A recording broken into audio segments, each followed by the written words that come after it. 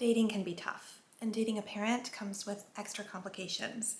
So today I'm sharing 4 red flags to look out for when you're dating someone with kids. The good news is none of these has to be a deal breaker. I'm also sharing tips for setting healthy boundaries in your relationship that can save you months or even years of heartache. I'm Deanna, and I'm here to help you find the joy in your blended family and create a more peaceful home. There are so many of us step-parenting, but it can still feel lonely. I'm hoping to create connection and community here, so please subscribe if that's something you're interested in. So let's get to the red flags. The first thing to look out for is your significant other having strong feelings about their ex. Now, as a stepmom, I actually don't like to think of that person as their ex. I really think of them as the mother or father of their children. But for this video, for the sake of not having to say mother or father of their children 20 times, today we're going to use ex. So obviously it's a problem if you're dating somebody and they're still in love with somebody else or have unresolved feelings for them. In fact, when I said earlier that none of these are deal breakers, that one probably is. But feelings can also show up in other ways, and one of them is anger. Remember the old adage, there's a fine line between love and hate. The uncomfortable truth is, if you're with someone with kids, they probably have a complicated past with their ex. The stakes are higher than a breakup without children, and they have to be in each other's lives, which you don't have to do when you just break up. When there are kids involved, all the feelings are amplified. So I'm not saying you need to run for the hills if they express some frustration with their ex. But there's a difference between being frustrated from a healed place and being angry and still emotionally invested. I have been in both situations, and I can say the experience is totally different when you're with someone who has done the healing and has cleared the path for someone new. Look, no one loves going through a divorce or a custody battle, and so don't expect them to be totally stoic or have no emotions about their past. But going back to the broken leg analogy, there's a difference between, oh, I wish that hadn't happened, it sometimes still hurts, and, oh, I can't put any weight on this leg because it still hurts so much. One is healed and one is still very raw. If it's still very raw, they're just not ready. So depending on where you are in the relationship, this might be a time to say, you know what, I'm out.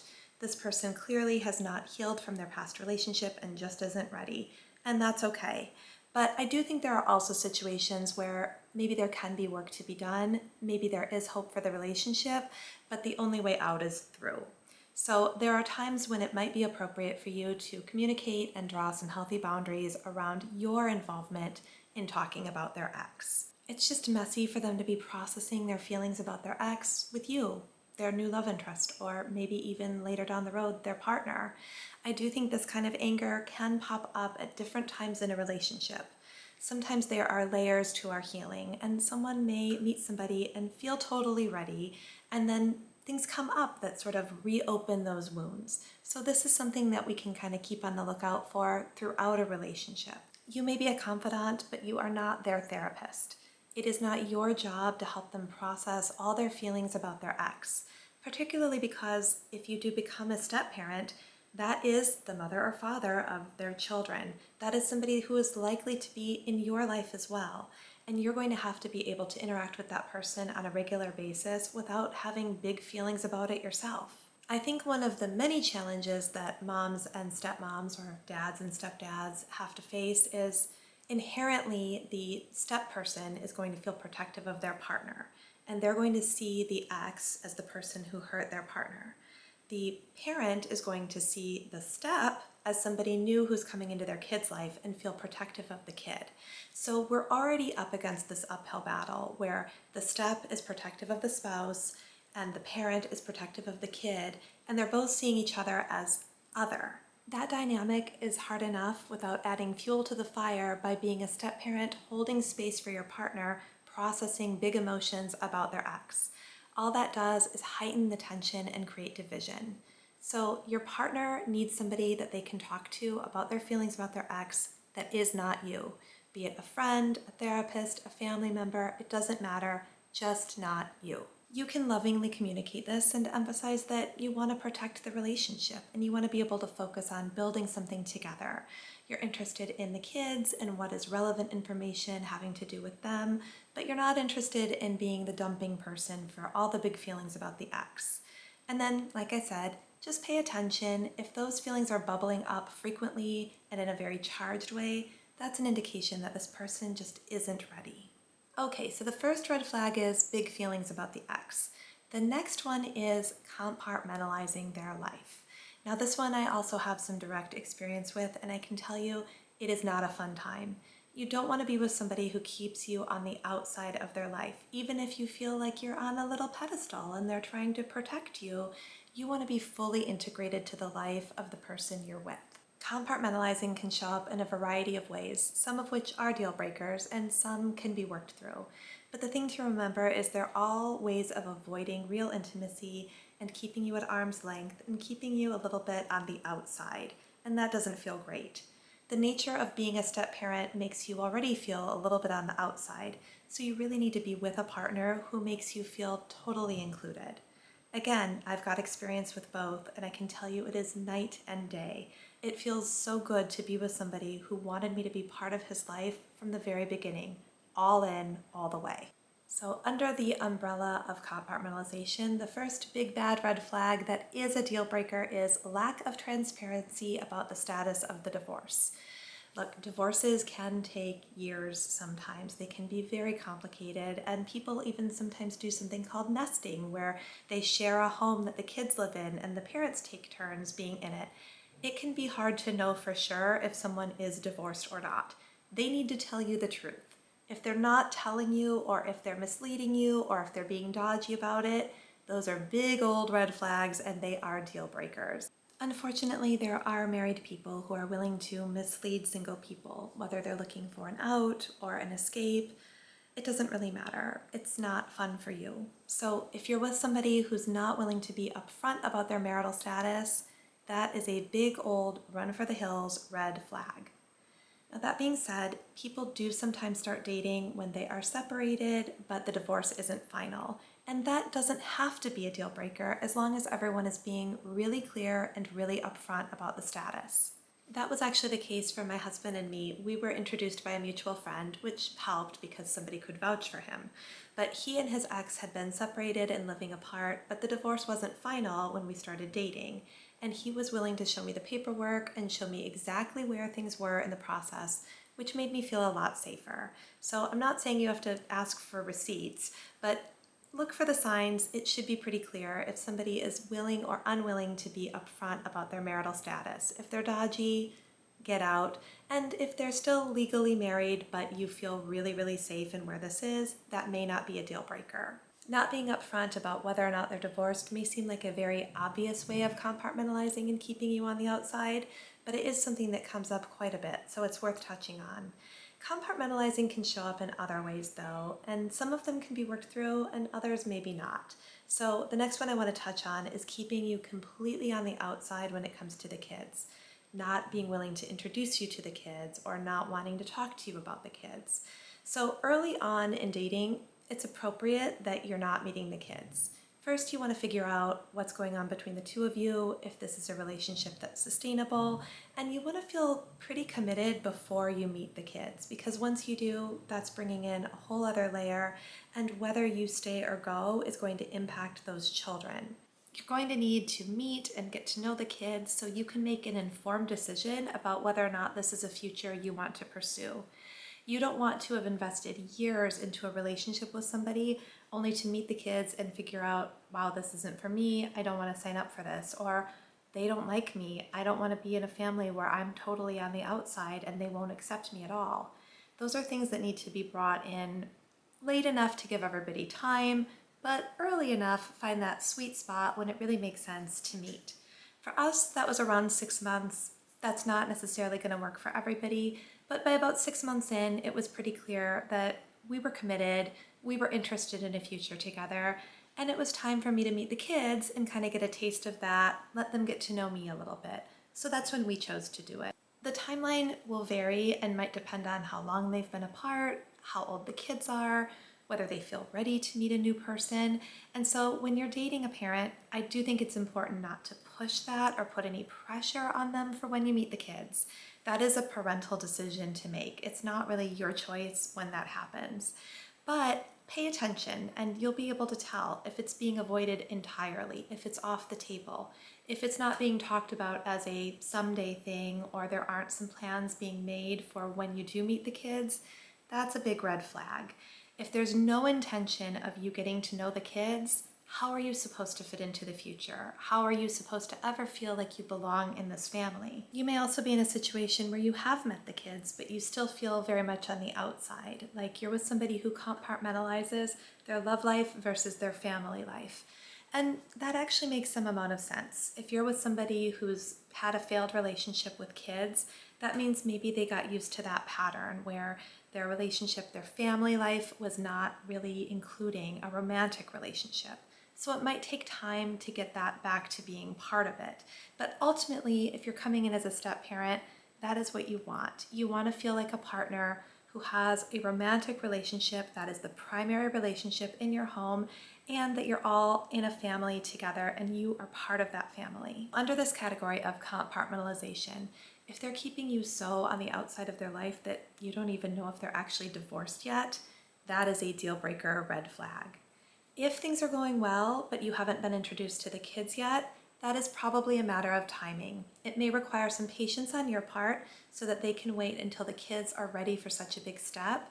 But at some point, it's going to need to happen before you can make a clear decision about your future together.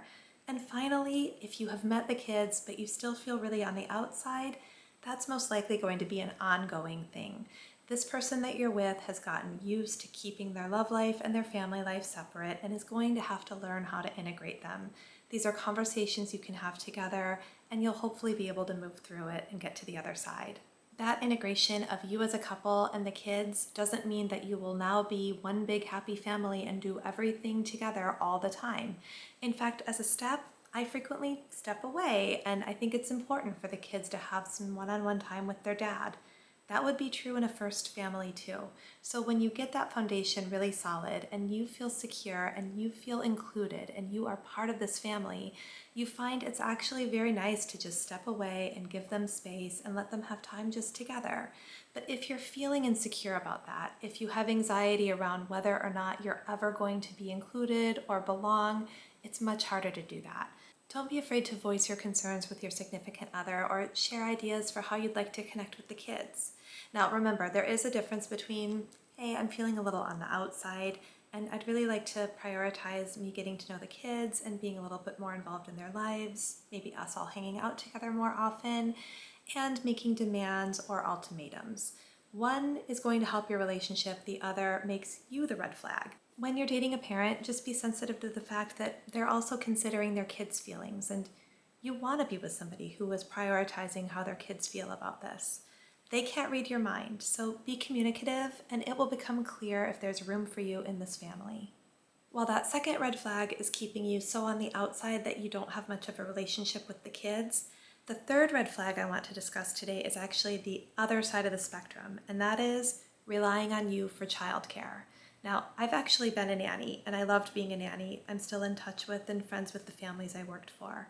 But when I met my husband and we were dating, it was important to me that I come in as his girlfriend, getting to know the kids, not as childcare. And that really set the tone for my experience as a stepmom.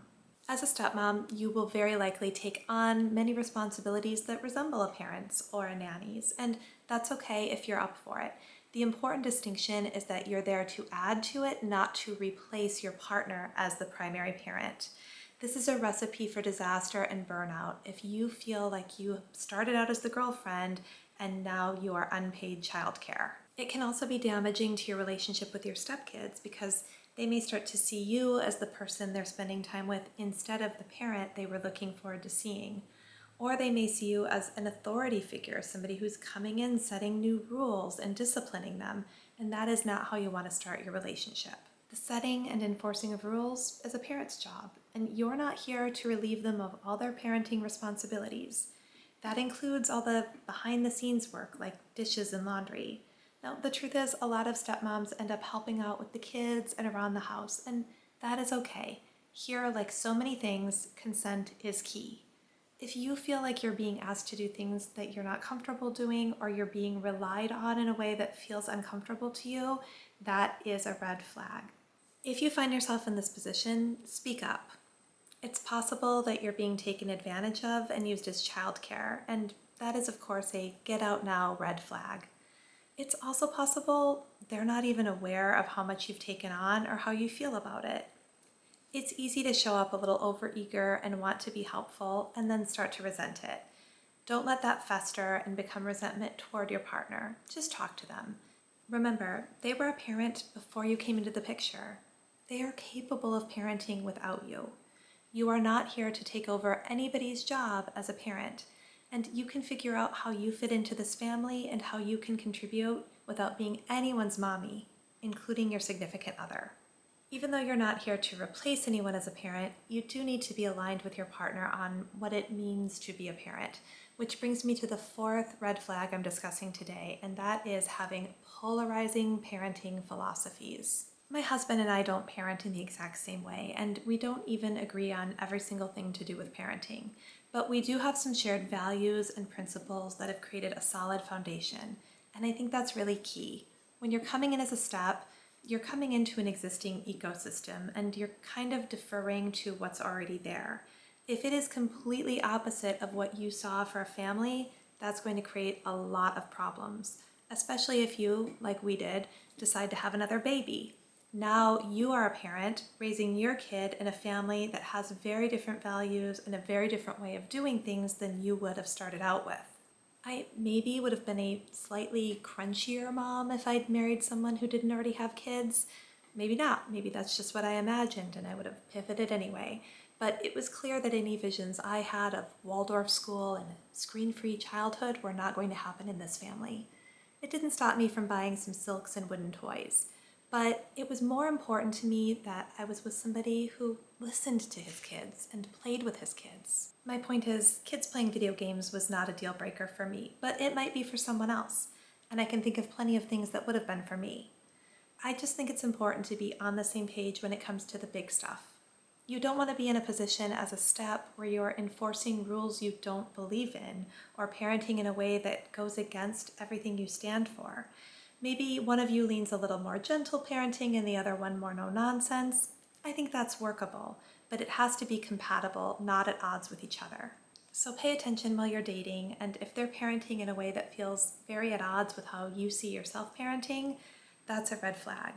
You are not going to come in and change the way this family functions and the way that they parent. As a step, you are more likely going to come in and kind of mimic what's already happening. That doesn't mean that you won't bring in your authentic self and that you won't be adding new things to the family, but you're not going to change the way the parenting is done. You can consider reading a book or listening to a podcast together about parenting, and that can be a good jumping off point for conversations about your parenting styles and how you can work together. Again, I want to emphasize, doesn't have to be identical, just complementary. No one should feel like they're being told how to parent, and no one should have to compromise their values of how they want to parent to be part of a family, and that goes for step parents too. If you have experience with any of the red flags we discussed today, I'd love to hear from you, so please drop a comment below. I hope you found this helpful. If you did, give it a thumbs up, and I will see you next time.